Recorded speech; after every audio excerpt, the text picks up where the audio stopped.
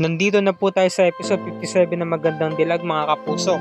Makikita natin dito, no, talagang malaking istorbo sa kanya yung kanyang maid dahil nga winawalisan yung nabasag na baso nga nito ni Gigi, diba, or ni Greta. Naantala yung screening interview sa kanya. Sabi naman ni nung cameraman, okay lang po ma'am, makakapaghintay naman po kami. So sabi naman ni Riley, tinarayan yung cameraman, sabi niya, kuya, pwede ba mag-focus ka na lang sa ginagawa mo? Kasi pinapakalamang ko yung maid ko okay na. Sige, simulan na natin yung interview. Samantala, pinuntahan na nga ni Blair itong si Jared kasi meron daw pala siyang meeting, no, sa client. So kinakailangan niyang bumalik ng Capsule X. So nagpaalam na nga tong si Jared kay Greta. At syempre, tinarayan na naman ni Blair pero wala siyang intensyon na awayin dito si Greta. Mabuti naman. Kasi tinatamad siyang awayin si Greta. Yun talaga yung totoo. Samantala, pinuntahan niya na nga yung reporter. Doon niya inilagay yung flash drive, isinuksok niya doon sa may bag. So siya na doon bahala. Kung hindi lamang daw inutos sa kanya ng director ng Channel 6 na i-cover yung interview nga dito kay Riley, hindi niya raw gagawin. Pero gustong-gusto na rin daw niya talagang i-feature ang buhay nito dahil nga nabubuisit rin siya dito sa pagkatao nito dahil sobrang sungit nga daw, sobrang taray. So siya na raw ang bahala. Alam naman niya na merong magandang ibubunga yung gagawin niya. Lalo na si Greta na ang bahala sa kanya, di ba?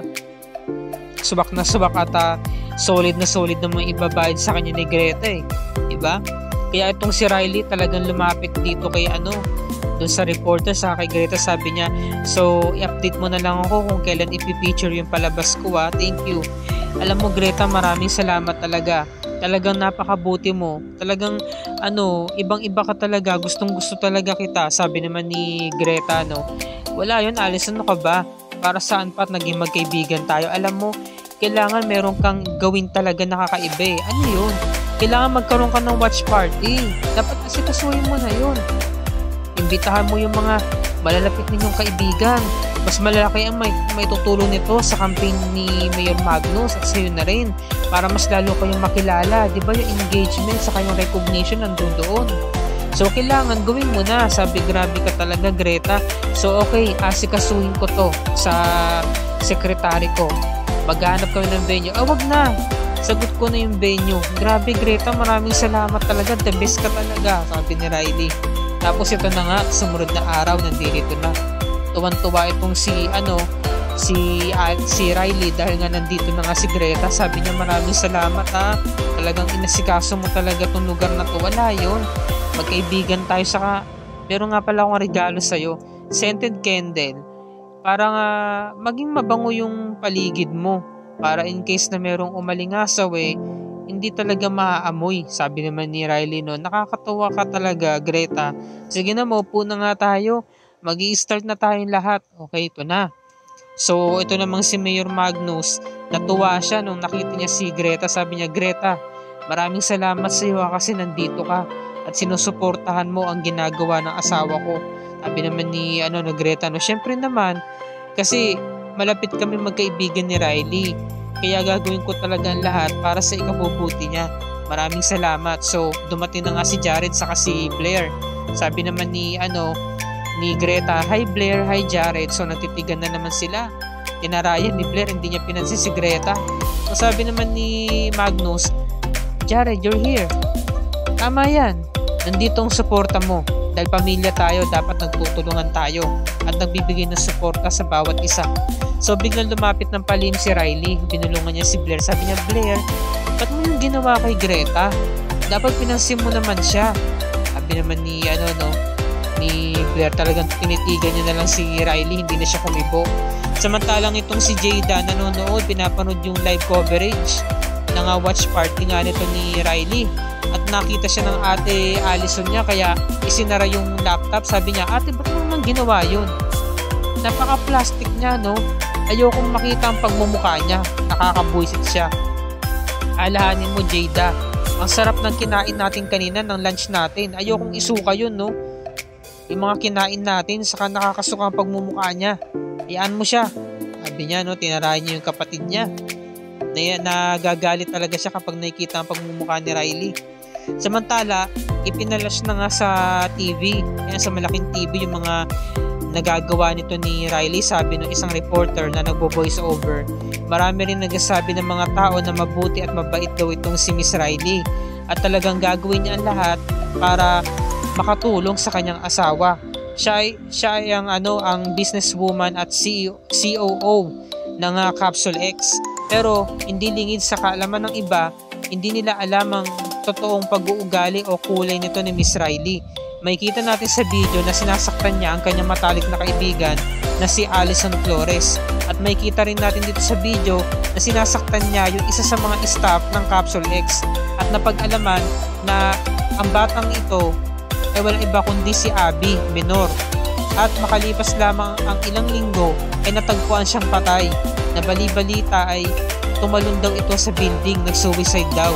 So nagsalita si Riley, sabi no, hindi totoo yan. Fake yung video na yan. Gusto nila akong siraan. Yung mga taong may ayaw sa akin, hindi yan ang may gawa niyan. Tumayo siya, no. So sabi ni Riley, no, please do something. Gawin mo to ng paraan. Tapos tinawag ni Magnus si Jared. Jared, tulungan mo kami. Tumayo na si Riley, sabi niya, no, hindi totoo ang video yan. No, fake fabricated yan, sabi niya. Lahat ng mga nandiyan walang katotohanan, hindi ko yung magagawa sa mga tauhan ko. So nagtayuan na yung mga tao, sabi niya, inawat ni Riley. Ba't mo kinukuha ng video? Pwede ba tigilan nyo yan? So lumayo na tong si Blair. Talagang kinaladkad si Jared, sabi ni Jared. Kailangan natin si Riley sa pagkakataon to, sabi ni Blair. Hindi ka ba nag-iisip, Jared? Ayokong maiskandalo, no? Ayokong makita at mahagip ng camera na kasama siya. Kaya umalis na tayo, hindi ito ang tamang panahon para mag-stay dyan. Talagang si Blair talagang makasarili, no? Yung ginawa niya kay Alison, ganito rin ang ginawa niya kay Riley. Umalis na siya. So umiiyak si Riley kasi nag-alisan na lahat. Nawalan ng amor sa kanya, sabi naman ni Magnus, no? Kapag naapektuhan ng campaign rally ko nang dahil sa'yo, mapapatay talaga kita, mananagot ka sa akin, sabi naman ni Riley, no? At talagang ako pa ang tinatakot mo, asawa mo ko, dapat ako ang kinakampihan mo. Hindi kita tinatakot, sinasabi ko lang ang pwede kong gawin sa'yo. So umalis na rin si Magnus, nawala na ng gana. Samantalang tong Sophia, tuwang-tuwa, pinalakpakan niya, sabi niya, that's my girl. Nagumpay ang ating plano, Gigi, congratulations. Sabi naman ni Atty. Eric, hindi siya natutuwa, sabi niya, Ma'am Sophia, hindi man lang ba kayo nagigilty sa mga nangyari? Sabi naman ni Sophia, no, bakit? Deserve yun ni Riley dahil masama siyang tao. Sabi naman ni Atty. Eric, no, hindi naman si Miss Riley ang inaalala ko kundi si Gigi. Paano kung malaman ito ni Ma'am Luisa yung pinagagawa ninyo? Tiyak magagalit yun at pipigilan niya ang kanyang anak, sabi naman ni Sophia, no. Kaya nga gumagawa kami ng paraan para hindi ito malaman ni Luisa kahit ano mangyari. Mananatiling lihim to. So ito na nga, lumapit na nga si Greta kay Riley. Sabi ni Riley, maraming salamat Greta, nandiyan ka pa rin. Talagang kaibigan talaga kita. Alam mo, lahat sila nag-alisan, pati yung mga taong malapit sa akin, pati yung asawa ko. Iniwan nila ako sa ere, pero ikaw nandiyan ka pa rin. Sabi naman ni Greta, hindi ka dapat sumuko, Riley. Dapat lumaban ka sa pagkakataong to. Dapat gumawa ka ng paraan. Alamin mo kung sino yung nag-argabyado sa'yo. Sa ngayon, meron ka na bang ideya kung sino may gawa nito? Siyempre, sino pa nga ba? Isa lang naman ang taong pwedeng gumawa nito. Walang iba kundi si Alison. Gusto niyang gumante. Gusto niyang siraan ng reputasyon ko. Kaya humanda talaga siya. Nagalit talaga ito si Riley, no? Dahil nga sa mga nangyari. So, tuwang-tuwa naman itong si Greta deep inside kasi nga, pinag-away na naman niya yung dalawa, di ba? Hayaan niya magpatayan yung dalawa. Pinag-away niya, talaga sinira niya yung pagkakaibigan ng Capsule X yung samahan nila. So ito, tuwang-tuwa yung mag-beshi, yung mag-best friend, sabi ni Donna. Akala mo napaka-perfectong tao yung palaubod ng impact na yan, Riley na yan. So nagpalakpakan sila, datagumpay ang plano. Congratulations, Beshi. Sabi naman ni Gigi, no, maraming salamat, Beshi. So sabi niya, paano ba yan? Dalawa nang napatumba natin. 3 na lamang. At tuluyan ko ng may pag-iigante si nanay, no? Tuloy na namin makakamit ng hustisya, sabi ni Greta. Inikesa niya na yung mukha ni Riley. Samantala, kinabukasan nakita sila ni Blair. Nasa Capsule X sila. At nalaman nga nito ni Riley na pupunta dyan si Allison para i-pull out yung mga damit niya. Sabi naman ni Blair, anong gagawin mo? Gagawa ka ng iskandalo. Riley, ayoko ng ganyan ha. Ayoko may kipag-away ka, sabi naman ni Riley. Ang kapal talaga ng pagmumukha, pumunta pa talaga dito. Aabangan ko siya. Ayan mo, Blair, kakausapin ko lang naman siya, tatanungin ko kung siya talaga may gawa nun. At kapag umamin siya or napaamin ko siya, patatawarin ko naman siya eh. Ngayon nakita niya si Allison, kinukuha yung mga damit. So sinabunutan niya agad. Kawawa rito si Allison, hindi siya nakabawi, hindi siya nakalaban eh. Dahil nga mas matangkad tong si Riley, kaya si Riley talaga ang panalo. Kaya talagang minudmud siya doon sa may upuan. Hindi na siya nakabangon eh. Walang niya ka, ikaw ang may gawa nito, sinira mo ko. Alam kong ikaw ang naglabas ng video ko. Sabi ni Allison, hindi ako may gawa nun, ano ka ba? Hindi sa kanya naniniwala si Riley, no? Inawat si Blair, sabi ni Blair, Riley, please lang huwag mo itong gawin. Maraming mga nakatingin na tao sa inyo, sabi ng gwardiya. Sabi ni Riley, no, pwede ba huwag mo kong pakailaman? Sabi ng gwardiya o ng bodyguard niya, ma'am, makakapekto po kasi ito kay Mayor Magnus. Sabi niya, no? So, nakatingin na yung mga customer at kukunan pa nga siya ng video. Sabi ni Riley, no, hindi pa ako tapos sa'yo. So, bigla siyang umalis. Samantala, lumapit itong si Blair, tumikit kay Allison. Sabi ni Allison, ba't nandito ka pa? Sabi naman ni Blair, gusto ko lang malaman, Allison, magtapat ka sa akin. Sa'yo ba talaga galing yung video na yon? Sabi naman ni Allison, kakasabi ko lang, hindi ba? Hindi nga sa akin galing yon. Alam mo, kung ako man yung nagtanim ng camera na yon sa loob dito ng Capsule X, granted yun para sa akin kasi ako mismo ang magsisiwalat ng mga baho niyang Riley na yan. Alam mo, matagal ako nanahimik. Alam ko ang sekreto niya ni Riley. Ginawa ko yun para sa kanya. At hindi ko yun nilabas yung mga baho niya dahil alam ko, magagalit sa akin si Magnus, baka mapatay niya ako. Si Magnus lang talagang inaalala ko. So, naalala ni Blair yung panahon na yun na araw mismo ng screening ni Riley na si Greta pala ang may kagagawa nito para makasakatuparan yung pag-feature niya sa Lifestyle Asia. So, nagkaroon tuloy ng hinala tong si Blair na baka si Greta ang may kinalaman dito.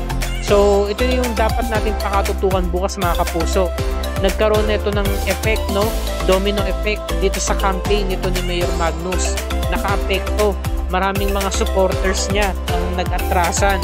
Kaya nagalit tong si Magnus at ibinaling niya yung galit niya sa asawa niya. Samantalang si Luisa, bubuksan yung secret door nito ni Greta. Sabi ni Greta, Nay, marumi po kasi yung loob niyan, storage room yan. Ayoko naman po na makalanghap kayo ng marurumi. Dito po tayo. So, nakaligtas siya sa pagkakataong ito. Samantala, galit na galit itong si Magnus at inaway niya yung asawa niya. Ito na nga yung ayaw niya mangyari, di ba? Yung makasira ito, maapektuhan yung pangangampanya niya. So, mangyayari, pupunta siya sa babae niya. Sabi ni Riley, umiiyak siya, no? Saan ka pupunta, sa babae mo? Samantala, habang naglilinis itong si Luisa, sumunod na araw, nakita niya yung susi nung secret door na yun kasi nga nakalak. At natuntun na nga niya yung sikretong tinatago nito ni na Sofia, Donna at Greta. Nako, magiging hadlang dito si Luisa sa mga plano nito ni na Donna, Sofia at ni Gigi.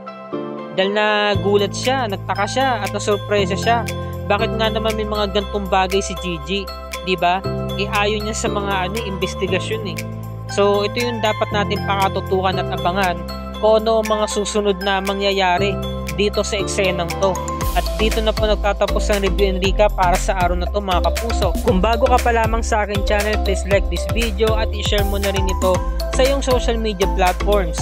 I-hit mo na rin ang subscribe button with notification bell icon para lagi ka updated sa mga episodes na magandang dilag and other GMA shows tulad nito. Maraming salamat sa inyong panonood mga kapuso and God bless us all.